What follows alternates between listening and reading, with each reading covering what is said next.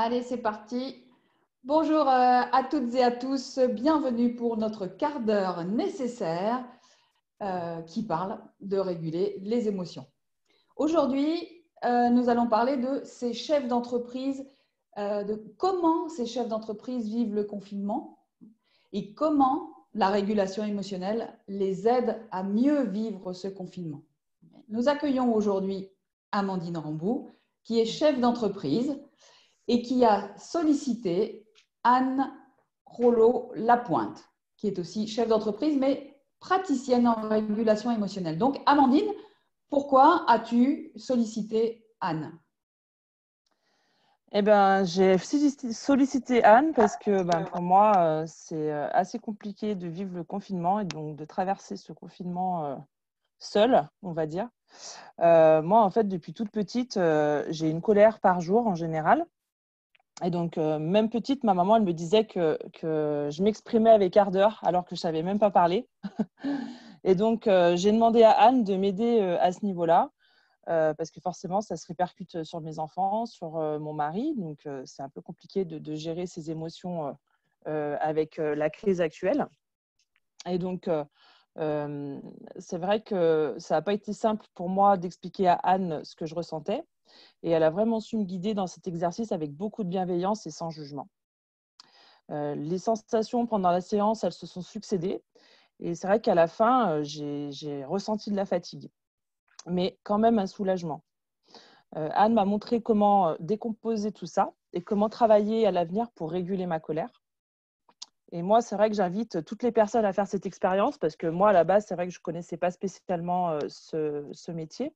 Mais aujourd'hui, ça m'a vraiment ouvert une porte intérieure et j'arrive à prendre un peu de temps lorsque j'ai une colère ou lorsque j'ai envie de m'énerver, d'examiner mes sentiments et ce que je ressens. Et donc, vraiment, moi, le travail d'Anne m'a aidée dans ce sens-là. Anne, est-ce que tu peux nous parler un peu plus en détail de l'accompagnement que tu as fait avec Amandine ? Oui, merci beaucoup Amandine de témoigner aujourd'hui. En fait, ça s'est passé très simplement et Amandine est vraiment allée rapidement dans son corps. Elle est allée voir ce qui se passait dans son corps, dans la situation qui était compliquée pour elle, cette colère. Et je me souviens que c'était très dynamique en fait ce qu'elle ressentait. Elle avait une boule qui montait jusqu'à la tête et puis qui est redescendue ensuite. Et puis voilà, ça s'est apaisé. Et ensuite, elle m'a dit effectivement qu'elle ressentait cette grande fatigue. Et ce que me dit aussi Amandine, c'est que depuis 10 jours, quand on a fait cette régulation, eh bien, elle n'a pas eu ces explosions de colère alors que c'était une par jour. Donc, elle a senti des petites choses qui montaient, mais voilà, ça s'est passé.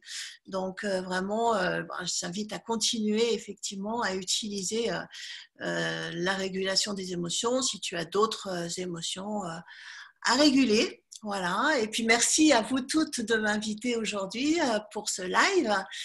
Moi, je travaille, alors je suis praticienne, mais je travaille aussi depuis toujours d'une façon ou d'une autre dans l'univers de l'entreprise. J'aime beaucoup travailler en fait avec les entrepreneurs. Ce sont des femmes, des hommes qui sont pour moi les acteurs essentiels de l'économie de notre pays. Et je les vois un peu comme des aventuriers, donc par goût de la liberté, du challenge, de la créativité. Ils prennent des risques et parfois c'est sans filet. Je les vois aussi un peu comme des capitaines de navires. Ils tracent la route, ils affrontent les tempêtes et ils gardent le cap. Ils continuent coûte que coûte. Hein. Donc voilà, généralement ils gèrent très très bien, mais aujourd'hui en fait la tempête, elle est vraiment énorme avec cette crise sanitaire. Et la peur principale, donc au-delà de la maladie, eh bien, c'est la survie de leur entreprise. Ils ont beaucoup de questionnements au niveau financier. Est-ce que leur trésorerie va suffire? Est-ce qu'ils vont arriver à passer à travers ce tunnel et à la sortie? Comment est-ce qu'ils vont rebondir? Est-ce que les clients sont toujours là? Est-ce qu'eux-mêmes, ils seront toujours là? Voilà, c'est très compliqué. Ça génère des angoisses, du stress, des colères parfois. Mais bon, ils continuent d'avancer et ne lâche rien. Donc, la gestion de la colère, du stress pour le chef d'entreprise, à quelque niveau que ce soit, l'accompagnement en régulation émotionnelle va vraiment les aider. Et Amandine, j'avais envie de te poser une question. Après la séance avec Anne, concrètement, ça a changé quoi dans ta manière de gérer ton entreprise ou de vivre ce qui se passe aujourd'hui? Bah, disons que quand je sens un moment un peu de stress ou quand je sens cette fameuse boule monter, j'essaye de me poser, j'arrête ce que je fais, je ferme les yeux, je me reconcentre sur ce que je pense, sur ce que je ressens. Et bah, voilà, le fait déjà d'arrêter toute activité, ça m'aide beaucoup. Et puis, bah, j'essaye d'appliquer les conseils que Anne m'a donnés, quoi, vraiment analyser ce que je ressens et voilà, de me recentrer sur moi à ce moment-là de façon à apaiser les choses, quoi. Observer. C'est intéressant vos présentations, pardon, parce que je pense que pour être un chef d'entreprise ou un auto-entrepreneur, il faut savoir faire preuve d'agressivité. C'est aussi cette agressivité qui nous fait sortir de nos zones de confort. Le problème, c'est quand cette agressivité, elle nous déborde. Et ce que tu expliques là, c'est que ça t'a redonné la possibilité d'utiliser cette force, cette énergie intérieure, mais de la canaliser à nouveau vers ton objectif d'entreprise, quoi. Tout à fait. Alors, j'avais une illustration avec un chef d'entreprise aussi. Lui, il a une entreprise et un collaborateur. Et déjà, en fait, avant la crise sanitaire, son entreprise n'allait pas très bien. Il avait aussi des gros problèmes de communication avec son collaborateur. En fait, il ne le supportait plus. Et lui-même, donc, ne va pas bien. Il se renferme sur lui. Tout est noir. Il me dit même qu'il perd le goût de la vie. Et son mal-être est altéré, enfin vient altérer aussi toute sa relation familiale, puisque voilà, avec le confinement, il a une femme, 2 filles, un chien, ça devient très très compliqué. Et avec le confinement, en fait, ça empire. Il n'arrive plus à dormir. En fait, il s'endort, mais il se réveille à 2 heures du matin et il est dans un grand état de fatigue. Son mal-être empire. Je l'accompagne sur 2 séances de régulation, l'une sur une dispute avec son collaborateur et puis l'autre effectivement sur la perte de sommeil. Et son feedback, c'est que ces 2 séances lui font beaucoup de bien. Il a retrouvé le sommeil, donc c'est vraiment énorme. Au niveau de la fatigue, il se reprend. Il a pu aussi renouer une relation avec son collaborateur. Et par ailleurs, il me dit que dans son garage, il a un atelier où il travaillait le bois. Il n'y allait plus, il n'y avait plus goût. Et aujourd'hui, il retourne dans son atelier, il recommence à travailler le bois et ça lui fait beaucoup de bien. Waouh! Donc, en fait, on peut observer que toi, tu n'as pas travaillé sur le fait qu'il travaillait plus le bois, qu'il était plus très motivé à faire ça, mais ça a aussi bougé ça. C'est étonnant, ça. Exactement, ça a aussi bougé ça. Et donc, quelque chose de très manuel, en fait. Il est revenu à quelque chose de très manuel. Ouais. On entend aussi quand même comment ces chefs d'entreprise, finalement, ils gèrent émotionnellement, qu'actuellement, avec le confinement, ben là, il y a trop à gérer. Et du coup, ça a des conséquences émotionnelles puissantes. Et que finalement, en régulant, ils vont moins gérer, mais plus ressentir. Ils vont aller plus dans de la sensation pour avancer et que ce soit une sorte d'intelligence émotionnelle plus que rationnelle, quoi. Moi, c'est vrai que pour ma part, le confinement, j'ai l'impression que ça a décuplé mes émotions, quoi. Voilà, le stress est beaucoup plus intense, la fatigue est beaucoup plus intense, la colère est décuplée. Et c'est vrai que c'est compliqué, quoi, de gérer tout ça. Et en plus, on est confiné avec notre famille, avec nos enfants, avec notre mari. Donc, ça complique encore plus la tâche. Puisque moi, personnellement, d'habitude, je joue 2 personnes. Et là, le fait d'être confiné, ça m'oppresse, quoi. Donc, c'est vrai que j'ai les sensations, les émotions qui se chamboulent, quoi.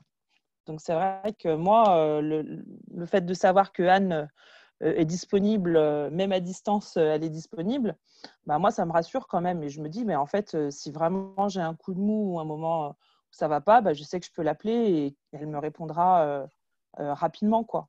Donc, c'est vrai que c'est rassurant. Oui, c'est vrai que l'accompagnement en régulation émotionnelle peut être fait à distance, c'est-à-dire par téléphone ou par visioconférence comme on le fait là, et même par téléphone, et que ça fonctionne très très bien. Oui, Sophie, tu voulais dire? Non, je réfléchissais, mais le confinement, en fait, c'est une contrainte extérieure. C'est un peu, donc ça vient exacerber toutes les émotions, et c'est un peu comme si ça venait mettre un filtre émotionnel qui fait qu'on n'arrive plus à tenir le cap, en fait.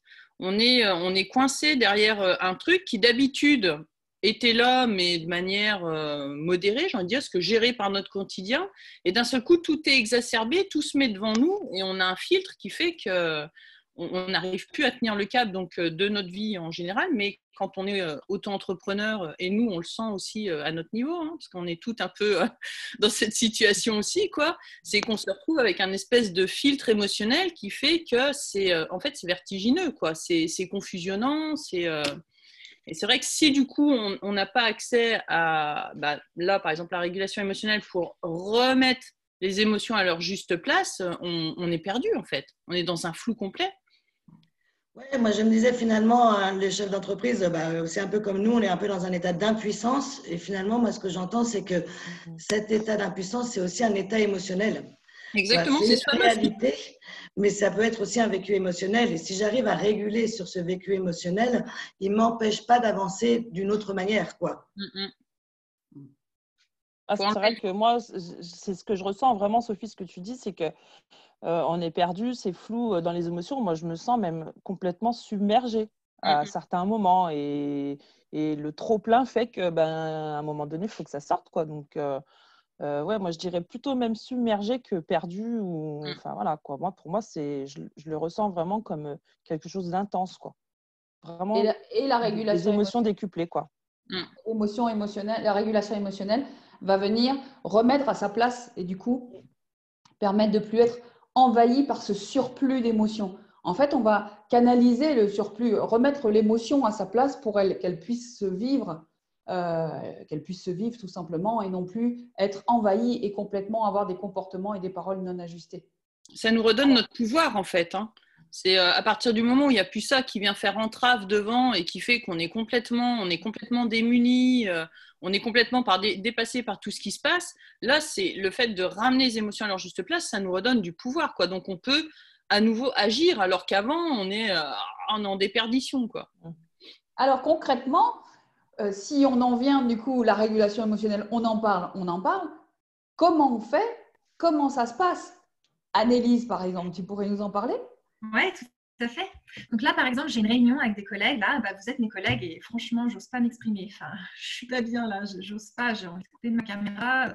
Je vais pas oser dire ce que je pense. Donc, attends, je vais aux toilettes. Enfin, je vais aller aux toilettes et je reviens. Donc là, je pars aux toilettes. Je ferme les yeux. Qu'est-ce que ça fait dans mon corps? Ça crispe le cœur. J'ai du mal à respirer. J'ai la gorge qui se serre. Je laisse évoluer mes sensations. Je laisse faire. Ça descend dans mon ventre. Je laisse faire. J'ai les bras tout engourdis. Je laisse faire. Il y a un poids qui vient sur mes épaules. Je laisse faire. Les sensations s'estompent et je sens de la lourdeur dans les jambes. Je laisse faire. Et là, je sens que ça va, c'est tranquille. Donc voilà, j'ouvre les yeux, je reviens des toilettes. Et puis, donc voilà, je vais dire ce que j'ai à dire maintenant dans cette réunion. C'est OK pour moi. OK. Tout est plus clair pour toi? Oui, tout à fait. J'ose dire ce que je pense tranquillement. Et avant, je ne l'aurais pas dit. Tu vois, avant, j'aurais fui, mais ce n'était pas un choix. C'était vraiment genre, je dis rien parce que j'ose pas. Donc, je reprends mon pouvoir, comme disait Sophie. Cool. Ok, merci à vous toutes. Notre quart d'heure nécessaire se termine déjà. Merci vraiment du fond du cœur à Amandine pour ton témoignage et merci à Anne, praticienne en régulation émotionnelle. Merci de nous avoir invités. Avec plaisir. On se retrouve demain pour notre quart d'heure nécessaire à midi pile. Et demain, le thème sera violence relationnelle et abus de pouvoir. Qu'est-ce que fait la régulation émotionnelle? À quoi peut servir la régulation émotionnelle dans ces deux circonstances? Voilà, merci à toutes encore une fois et à demain. Salut. Ciao. Salut, à demain.